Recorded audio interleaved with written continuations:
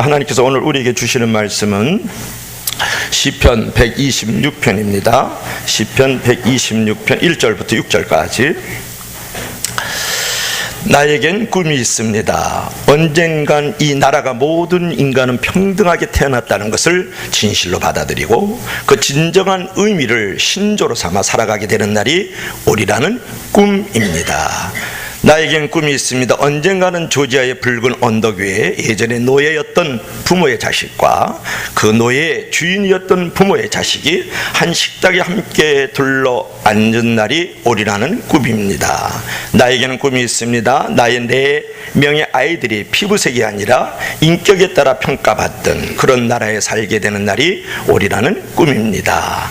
이런 꿈을 꾼 미국의 마틴 루터 킹 목사는 1963년 워싱턴에서 평화의 행진을 벌였고 미국 사회의 인종차별을 해소하는 위대한 계기를 만들어졌다.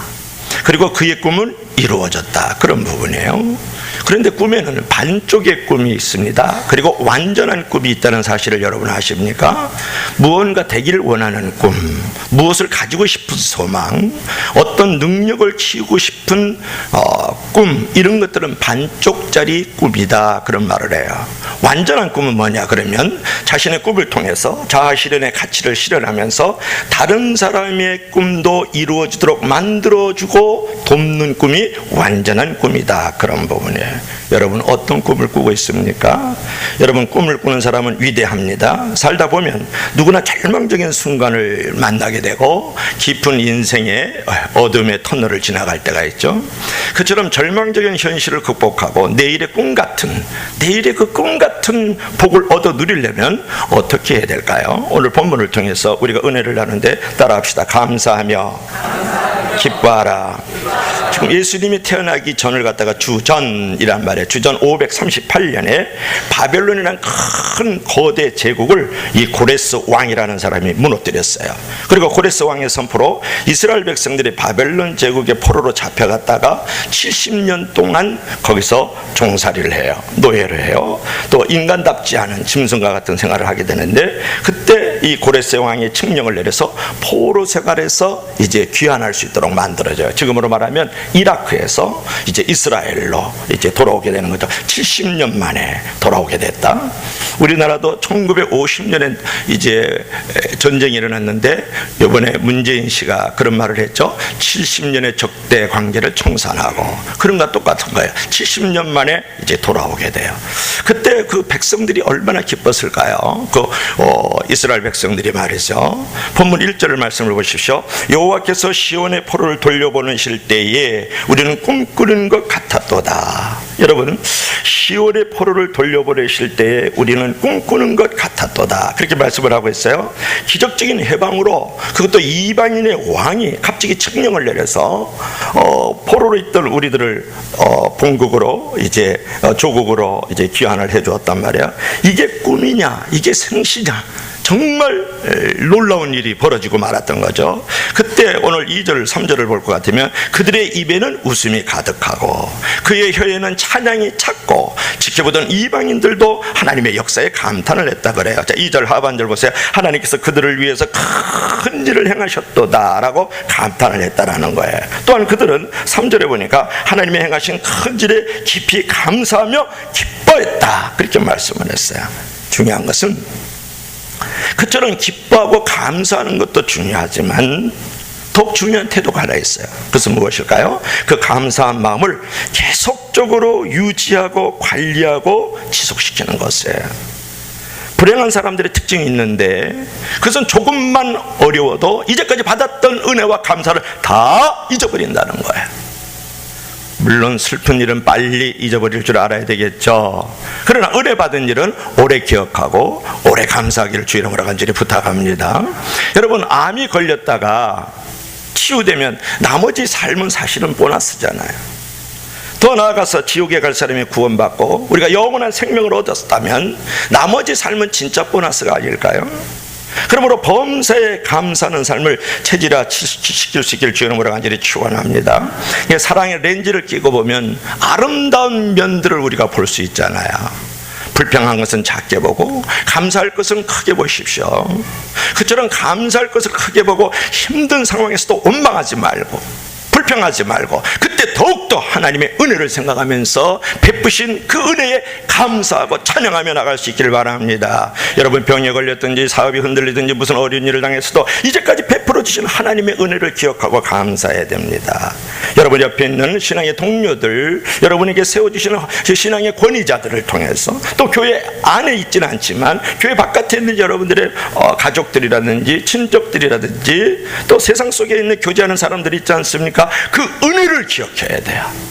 베푸신 것에 대해서 감사할 줄 알아야 돼요. 그러면 하나님은 그 감사하는 믿음을 보시고 가장 적절한 때에 꿈같은 축복의 문을 활짝 우리에게도 열어주실 줄로 믿습니다. 자, 두 번째로 따라합시다. 기도하며 희망을 가지라. 자, 오늘 본문 1절부터 3절의 말씀에서는 이제 시편 기록자가 크게 기뻐하다가 본문 4절부터는 분위기를 확 바꿔가지고 아주 비장한 기도를 하는 것을 볼 수가 있어요. 자, 본문 4절을 보십시다. 4절을 한번 읽어볼까요? 우리 다 같이 시작. 여호와여 우리의 포로를 남방 시내들같이 돌려보내소서. 아멘. 제가 다시 한번 읽죠. 여호와여 우리의 포로를 남방 시내들같이 돌려보내소서. 여러분 100번 읽는다고 이 내용을 알겠어요? 그렇지 않죠. 그때 귀환한 백성들에게 큰 기도의 제목이 있었는데 어떤 기도 제목일까요? 오늘 본문을 보십시오.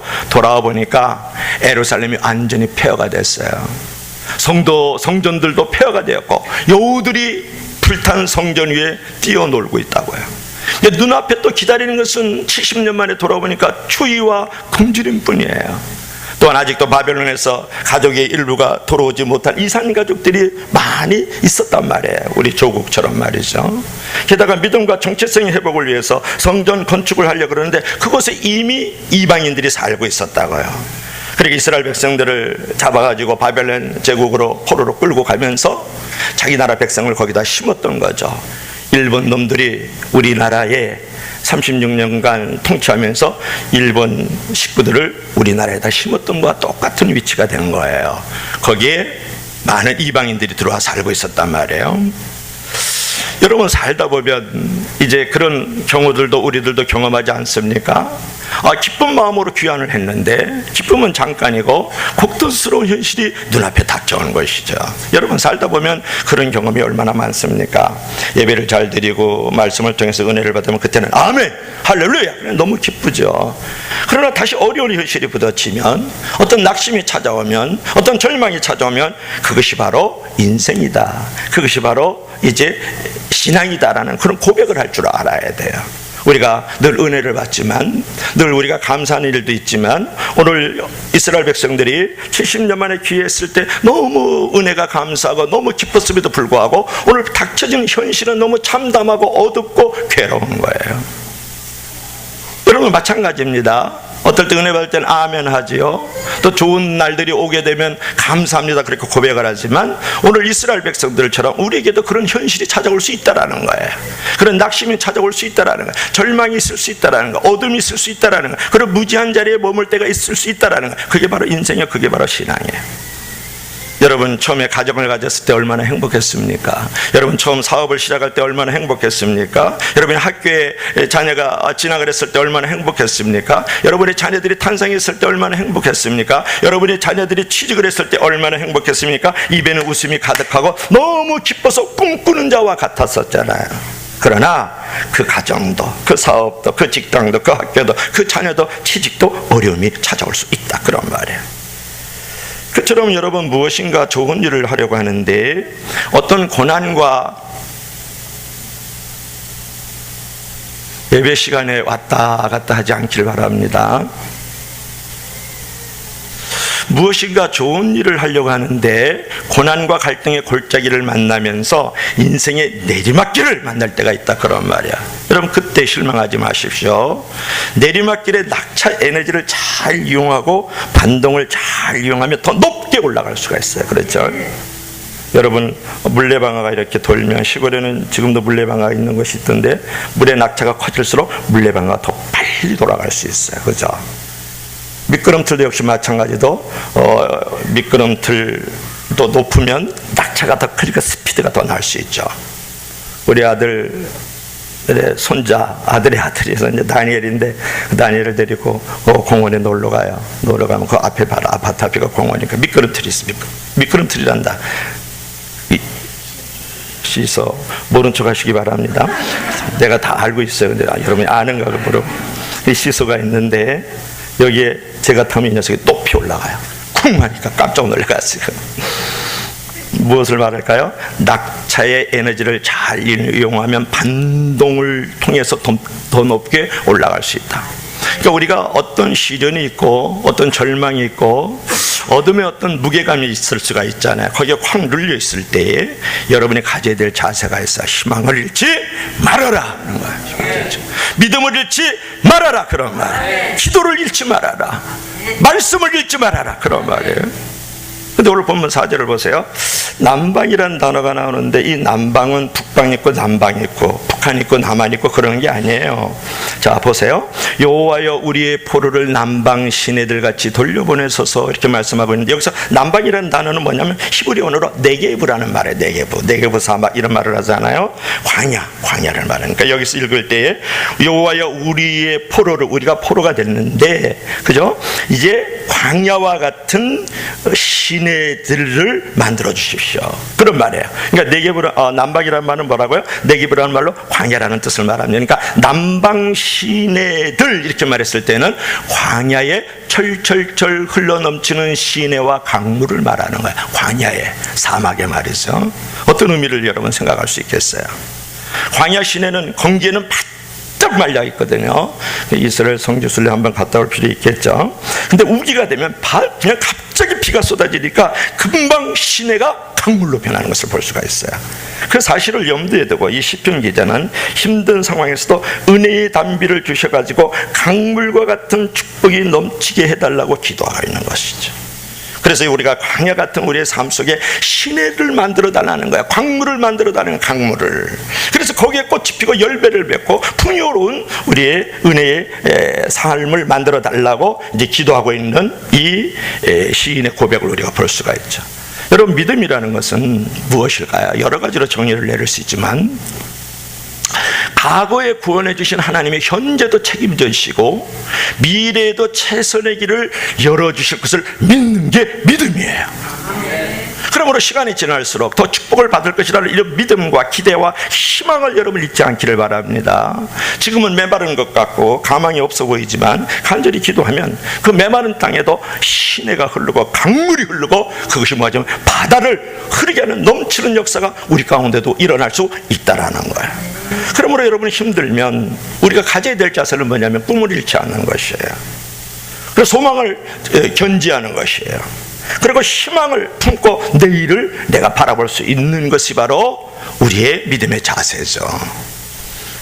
여러분, 기도로 하늘문을 줄기차게 두드려야 되지 않겠어요? 오늘 시인이 얘기하고 있지 않습니까? 이 광야와 같은 이곳에 시냇물이 흐르고 강물이 흘러나서 꽃이 피고 열매를 맺게 해달라고 하고 있는 이 시인의 고백을 보세요.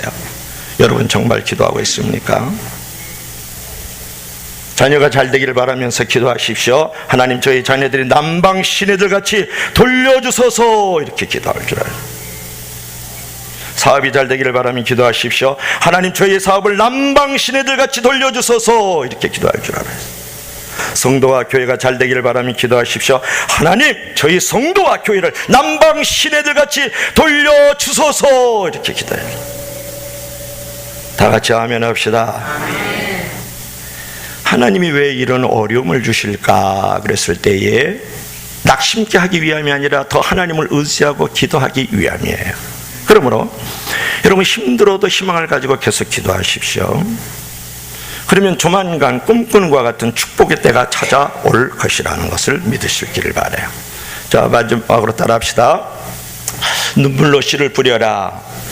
이제 우리가 이제 꿈꾸는 자와 같은 그런 어떤 그 복을 우리가 받으려고 그럴 때는 눈물의 씨를 뿌려야 돼. 5절 한번 읽어봅시다. 5절. 우리 다같이 5절 다같이 시작. 눈물을 흘리며 씨를 뿌리는 자는 기쁨으로 거두리로다. 아멘. 자, 너무 잘하는 기절이죠 여러분, 그죠? 이 기절 정도는 다 외우고 있죠. 근데 이제 눈물을 흘리며 씨를 뿌리는 자는 기쁨으로 거두리로다 그랬을 때, 여러분 무엇보다도 중요한 것은 눈물만 흘리면 안 돼요. 눈물만 흘리면 안 된다고 말이야. 눈물로 씨를 뿌릴 줄 알아야 돼요. 위대한 믿음의 선진들은 다 그런 눈물이 있었거든요. 자, 모세를 보세요. 사랑하는 동족들을 향해서 하나님, 저들의 죄를 용서할 수 있다면 제 이름을 하나님의 생명책에서 제하셔도 좋습니다. 그래서 눈물만 흘린 게 아니라 기도로, 믿음으로 씨앗을 뿌렸던 모세를 보잖아요. 여러분, 사도 바울은 자신의 사랑하는 민족과 권력의 구원을 받을 수 있다면 자신이 저주를 받아 끊어둬도 차라리 좋다고 그런 원하는 눈물을 하나님께 흘렸어요. 그러면서 눈물만 흘린 게 아니라 한탄하고 개탄하면서 슬픔과 연민의 정에 사로잡혀 있었던 바울이 아니에요. 그리고 그는 하나님 앞에 오히려 기도의 씨앗을 뿌렸다, 믿음의 씨앗을 뿌렸다, 선교의 씨앗을 뿌렸던 그 눈물을 볼 수 있잖아요. 그죠? 요한복음 11장을 보면 예수님도 눈물을 흘리셨는데, 영혼의 눈물에 물을 주어야 잘 자라는 거예요. 여기가 무슨 놀이터입니까? 교회가 무슨 동호회입니까? 맨날 놀러 다니고 사치기 사차분나 하고 있고 이웃을 돕는 봉사단체입니까? 그런 거 아니죠. 이렇게 눈물의 씨앗을 뿌릴 줄 알아요. 봉사의 씨앗, 기도의 씨앗을. 예수님은 그 영혼이 살아나기를 위해서 눈물을 흘리셨잖아요. 누구? 나사로. 예루살렘을 위하여 눈물을 흘려라. 교회를 위해서 눈물을 흘리라고 예수께서 말씀하셨지 않습니까? 여러분, 눈물은 놀라운 치유의 능력이 있어요. 한국 사람은 누가 울면 울지 마 그러지만은 그것은 잘못이죠. 울고 싶을 때는 울게 놔두는 것이 중요하죠. 이제 여러분 눈물을 찾으십시오. 그러나 감정적인 눈물만 흘리면 자기 감정의 카타르시스, 해소로는 되지만 눈물을 흘리면서 동시에 뭐라 그랬습니까? 씨를 뿌리라 그랬다고요. 이 기절을 여러분 놓쳐서는 안 돼요. 눈물을 흘리기만 하지 말고 눈물을 흘리며 씨를 뿌리는 자가 기쁨으로 단을 거두리라 그랬잖아요. 여러분, 눈물만 흘리고 있지 않아요? 감정 상해가지고 원망하고 있고, 상황이 어렵다고 짜증내고 있고, 자식이 저렇다고 징징거리고 있고, 많은 어떤 부분에 대해서 감정 상함에 눈물만 흘리고 있지 않느냐, 그런 부분이에요. 오늘 성경에서 말씀하시는 걸 분명히 보십시오. 눈물만 흘리라 그러지 않았죠. 눈물을 흘리면서 씨를 뿌려라 그랬죠. 무슨 씨를 뿌리고 있습니까? 여러분이 한탄스러운 환경이 있지 않습니까? 왠지 가로막히는 여러 가지 일들 때문에 인생이 짜증나고 있지 않습니까? 인생의 광야 같은, 여기도 광야 시내들 그랬으니까 광야와 같은 인생의 장에서 정말 뜨겁게 내리쬐는 그 햇빛 때문에 괴로워하는 나그네처럼 내가 괴로운 길을 걸어가고 있지 않아요? 그럴 때 눈물만 흘리고 있어요. 컴플레인만 하고, 그죠? 네거티브하게 늘 짜증만 내고. 이제 그러면 안 되죠, 그죠? 오늘 뭐라 그랬어요? 눈물을 흘리며 씨를 뿌리는 사람이 되어주라고 오늘 시인께서 우리에게 지금 교훈하고 있잖아요. 하나님이 우리에게 교훈하고 있잖아요. 여러분, 이제 상처와 슬픔에 잠겨가지고 할 일을 외면하지 말고 눈물로 씨를 뿌리세요. 부지런한 꿀벌은 슬퍼할 틈이 없다, 그런 유명한 교훈은 여러분이 잘 알지 않습니까? 부당한 씨를 뿌리면 정당한 열매를 얻을 수가 없어요. 모함의 씨를 뿌리면 좋은 공동체가 될 수 없어요. 절망의 씨를 뿌리면 희망을 거둘 수가 없어요. 부정적인 언어의 씨를 뿌리면 긍정적인 결과를 얻지 못합니다. 사랑을 원하면 사랑의 씨를 뿌리고, 영성을 원하면 기도와 말씀의 씨앗을 뿌리고, 지경이 넓어지는 실제적인 축복을 원한다 그러면 여러분 땀의 씨앗을 흘릴 줄 알아야 돼요. 운동을 해야 건강하고, 물질을 드려야 축복이 오는 것이고, 성령의 씨앗을 심어야 평안이 오는 것이고, 기도를 심어야 열매를 맺고 응답이 있는 줄로 믿습니다. 할렐루야. 그런 것이 중요하잖아. 눈물만 흘리지 말란 말이에요. 우리 청년들이요, 내일이 답답하다고 한탄만 하지 말고, 이 시대를 원망만 하지 말고 말이죠. 어른들이요, 내 자식들이 왜 그러냐, 나의 삶의 환경이, 가정이 왜 그럴까요? 그러면서 눈물만 흘리지 마세요. 한숨만 쉬지 말란 말이에요. 절망의 그늘 아래서 신음을 하지 말란 말이에요. 우리가 그럴 때일수록 더 기도해야 될 줄로 믿습니다. 할렐루야. 씨를 심는 승부를 걸어야 되지 않겠어요? 여러분, 어렵고 힘들수록 더욱 눈물로 씨를 뿌리세요. 기쁨은 눈물과 정비례하는 거야. 심은 대로 거둡니다. 심은 대로 거두는 원리는 역사상 최고의 하늘의 경력학 원리잖아요. 이 땅에서는 심은 대로 열매를 거두지 못합니다. 이 땅에서 대부분은 다 가능성 있게 거두지만 그러지 못할 때도 너무너무 많아요. 어떤 학생은 열심히 공부했는데 낙하산으로 집어넣어가지고 자기가 그 안에 학교 들어갈 수 있게 떨어졌다고 심은 대로 거두지 못하잖아요. 어떤 사람이 열심히 사업을 했는데 정권의 권력과 탄압을 인해가지고 사업이 통째로 빼앗기는 사람도 있잖아요. 그죠? 옛날에 독재 정권 때는 많이 그런 일이 많이 있었거든요. 자, 그런 것이에요. 우리 땅에서는 심은 대로 거두지 못하지만 하늘나라의 경영의 법칙은 씨 뿌린 대로 심은 대로 거두게 되는 줄로 믿을 수 있기를 바랍니다. 하늘의 경영학이잖아요. 그래서 지금도 신기해요. 5병이의 기적도 있고 7병이의 기적이 있거든요. 어떻게 물고기 2마리하고 떡 5덩이를 가지고, 그것도 꼬맹이 도시락인데요, 그걸 수천 명 먹이고 12관절이 남겼을까? 그 베세다 벌판에서요. 거기 성지순례 가면 그 베세다 벌판이 꽤 커요. 이렇게 베세다 벌판이 있는데, 떡 5덩이와 물고기 2마리를 가지고 어떻게 수천 명을 먹이고 남았을까? 이것은 인간의 산수예요. 인간의 경영이죠. 근데 하나님의 산수와 하나님의 경영은 다른 거예요. 그죠? 우리가 생각하면 5개 더하기 2를 7일이 나와야 되잖아요. 나머지는 없어요. 5개 더하기 2는 7. 근데 5개 더하기 2를 하고 5천 나머지 12광줄이. 5천 명을 먹이고도 12광줄이 남겼다. 이제 뭐 이런 거 수만 명을 먹이고도 남았다, 그런 내용이잖아요. 이게 이제 하늘의 경영이거든요.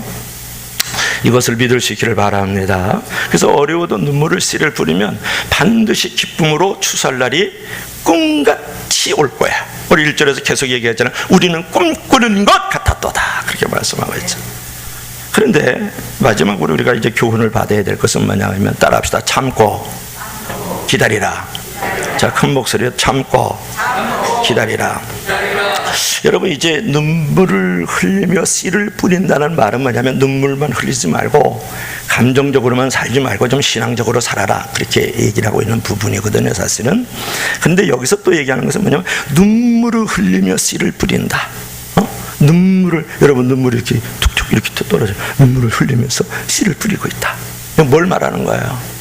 눈물을 흘리며 씨를 뿌리라는 말은 뭐냐면, 씨를 뿌리에 참고 기다리라는 말을 갖고 있는 거예요. 내가 눈물로 씨를 뿌리고 있잖아요. 참고 기다린다. 살다 보면 우리가 꿈도 포기하고 싶고, 또 믿음도 포기하고 싶고, 목회도 내려놓고 싶고, 여러분들도 교회 다니고 싶지 않고, 막 이런 어떤 유혹과 시험들이 다가오잖아요. 그렇죠? 그때 여러분 참으십시오. 너무 조급하고 감정적으로 나와가지고 이제까지 쌓은 것을 다 무너뜨리지 마십시오. 요새 모든 것이 빨라지면서 편한 면도 있지만 반면에 참을성이 없어진 것은 큰 문제잖아요. 요즘에 마귀들이 가장 먼저 쓰는 최고의 마귀의 제1의 전략 중에 하나가 뭐냐면, 사람들의 마음을 조급성과 분주성을 갖는 거예요. 조급함과 분주함을 이용해서 결국 그들을 넘겨뜨리고 그들을 무너뜨리는 것이 요새 마귀의 전략이에요. 뿔을 갖고 나타나고 이빨을 갖고 나타나고 막 검은 도포를 입고 나타나지 않는다고요. 그러니까 여러분, 조급할수록 더 침착해지려고 하고 조금 더 참아야 기다릴 줄 알아야 돼요. 그 조급함 때문에, 그 분주함 때문에 쉽게 결정해서 쉽게 분별을 잊어버려서 많은 것을 잊어버리잖아요. 많은 공동체를 아프게 하잖아요. 여러분의 가정에서 그런 일이 없어요? 여러분의 사업에 그러지 않느냐, 그런 말이에요. 교회만 들여다보지 말고. 지금 내가 거두지 못하면 내 후손과 후배가 거둘 것이라는 그런 여유 and 배려를 가질 줄 알아야 돼. 배려를. 그처럼 넉넉한 마음으로 여러분 하나님의 때를 기다릴 줄 알아야 돼요. 하나님의 최적의 때가 있고 사람의 최적의 때하고는 달라요. 하나님의 시간표가 있고 인간의 시간표는 달라요. 여러분 지루함이 있고 어려움이 있고 때로는 정말 비굴해질 정도로 내가 참담한 자리에 머물다 할지라도 그럴 때 믿음을 보여줘야 돼. 그럴 때 살아계신 하나님을 나타내 보여줘야지. 그럴 때 내가 일어설 줄 알아야지. 예수 믿는 게 안 믿는 사람과 무엇이 다르단 말이야.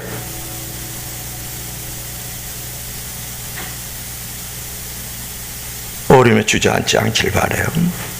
조급함 속에 여러분 묶여서 일을 그르치지 않기를 바라요. 그것이 신앙의 노선이든 내 사업의 자리든 자녀를 키우는 것이든 어떤 자리든 말이야.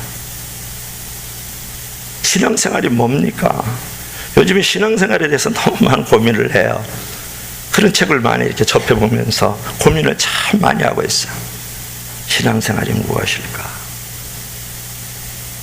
예수 믿는 건 무엇일까? 교회 다니는 것은 무엇일까? 이제 목회 수십 년이 지나가고 있는데 뭐 전도서까지 하면 벌써 20, 30년 훌쩍 지나가잖아요. 그런데 이제 그 고민을 많이 하고 있어요. 교회란 무엇일까? 왜 교회 다니냐? 기도란 무엇일까? 왜 기도를 해야 되나? 뭐 이런 거. 왜 일주일에 한 번 가장 금사리 같은 이 시간에 11시 와서 꼭 예배를 드려야 되나? 11시 예배 없어버리고 새벽 5시로 해서 그냥 한두 시간 진하게 예배 드리고 하루 종일 그저 친구들하고 놀러 다니고 등산 다니고 낚시를 다니고 그저 골프 치러 다니고 그러면 좋지 않을까? 왜 11시로 꼭 만들어 놨나? 그죠? 하나님도 참 너무 힘들게 하셨어. 이런 생각이 들죠. 근데 사실은 이게 다 하나님께서 우리의 신앙을 보시는 거지만 여러분 때가 되면 축복의 문이 열리고 가장 큰 성공의 단을 거두게 드릴 것이에요. 그러므로 오늘 이제 6절 하반절을 마지막으로 봅시다. 자, 울며 씨를 뿌리러 나간 자는 반드시 이 단어 너무 멋있잖아요. 가끔 때가 되면 뭐 그런 게 반드시 기쁨으로 그 곡식단을 가지고 돌아오리로다. 여러분 너무 잘 아는 말씀이죠. 여러분 씨앗 하나를 탁 심으면 씨앗 하나를 거두는 것이 아니라 씨앗 하나를 심으면 단으로 거두게 되는 거예요. 이번에도 이렇게 들판을 이렇게 지나가는 일이 있었어요. 가족들하고 차를 타고 어디 갈 일이 있었어. 아주 그냥 벼가 그냥 벌써 이게 노랗게 익어가지고 휘영청하게, 뭐 휘영청이라 그러면 안 되죠. 그건 휘영청 다리 밝아 그런 거지. 휘영청 다리 밝아. 우리 아버지가 불렀던 노래 같은데. 근데 술 한잔 하시면 그래. 휘청 이렇게 탁 이제 벼가 탁 이렇게 누워 있는 모습 너무 멋있죠, 그죠? 씨앗 하나를 심었는데 알이 한 50에서 한 100알 열려요, 이 벼가. 씨앗 하나를 심으면 단을 거두게 된다, 그런 부분이에요. 반드시 하늘나라의 경영법칙은 반드시가 들어가야 돼요. 반드시. 여러분 그걸 믿는가 하고 묻고 싶은 거예요. 믿습니까? 그걸 묻고 싶은 거예요. 안드레가 자기 형제 한 명을 전도했는데 나중에 그 베드로가 나중에 설교 한번 하니까 3,000명이 돌아와요. 자신의 뿌린 씨 하나가 자라났더니 단이 되어가지고 많은 영혼들을 구원하잖아요. 그렇죠? 어떤 한 사람이 자살하러 뭐 그런 얘기 하려면 오늘 밤새도록 해야 되니까 자살하려고 가다가 수요일날 뭐 노래 하나 나오네. 야, 저 노래나 한번 듣고 가자. 같이 기도나 한번 마지막으로 하고 죽자. 이래. 그래서 목사님 말씀 듣고 은혜 받아가지고 설라머니 많은 사람들을 돌아오고 그래가지고 하나님 구원의 문을 열는 통로가 됐고 사업도 잘 되고 그래서 축복의 통로가 됐다. 여러분 복음의 씨앗이 하나 떨어졌더니 인간이 개조가 되고 그 사람을 통해서 많은 사람이 또 살아나는 역사가 일어나고 교회 안에서 크게 쓰임받는 일꾼이 됐다. 이제 그런 부분이죠. 여러분 이제 그렇게 씨앗 하나를 심을 때에 여러분에게 많은 열매를 맺게 되는데 반드시 돌아올 줄로 믿습니다. 할렐루야. 자, 어느 날 갑자기 돌아오는 거야. 오늘 고레스 왕이 칙령을 내려가지고 바벨론 제국에서 포로됐던 이스라엘 백성들을 다 조국으로 돌려보내라. 그랬더니 그냥 갑자기 꿈꾸는 와 같은 축복이 깜짝 와버린 거예요. 여러분, 여러분의 삶도 그럴 수 있는 거예요. 내가 눈물로 늘 씨앗을 뿌린다라는 것은 눈물만 흘리지 말고 씨앗을 뿌리라는 의미도 있고, 씨앗을 뿌릴 때는 눈물을 흘리면서 오래 참고 계속 자라날 수 있도록 씨앗을 뿌리라는 의미를 갖고 있다, 그런 말이에요. 그러면 인생의 반전이 일어나는 거예요. 갑자기 내가 돌아오게 되는 놀라운 은혜와 그 감사할 일이 꿈쪽같이 벌어지는 줄로 믿을 수 있기를 바랍니다. 서론에서 마틴 루터 킹에 대해서 얘기를 해서 결론도 마틴 루터 킹으로 맺히고 싶어요.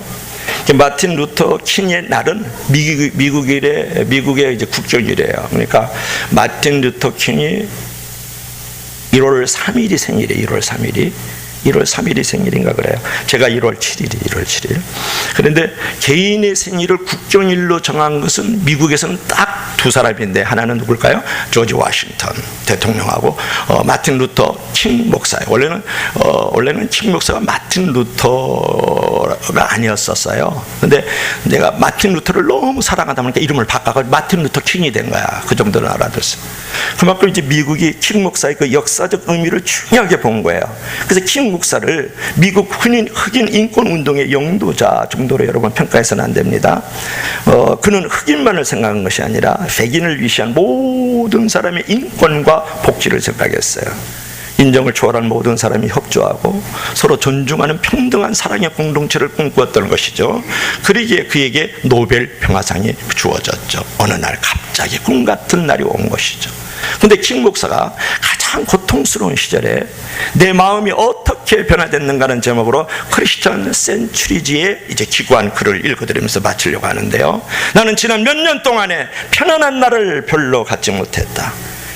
엘러베마 감옥에 5번이나 나는 투옥이 되었고 내 집이 2번 폭파되었다. 나와 나의 가족들을 죽이겠다는 전화를 거의 며칠에 한 번씩 나는 전화를 받고 있다. 나는 칼에 찔려 죽을 고비를 넘겼다. 더 이상 무거운 짐을 지고 갈 수 있을지 정직하게 말해서 나 자신 의심스럽습니다. 정말 조용히 살고 싶고 또 쉬고 싶은 유혹을 날마다 시간마다 나는 받습니다. 그러나 나는 나의 고통의 체험을 통하여 흑암이 얼마나 나에게 도움이 되는가를 배웠습니다.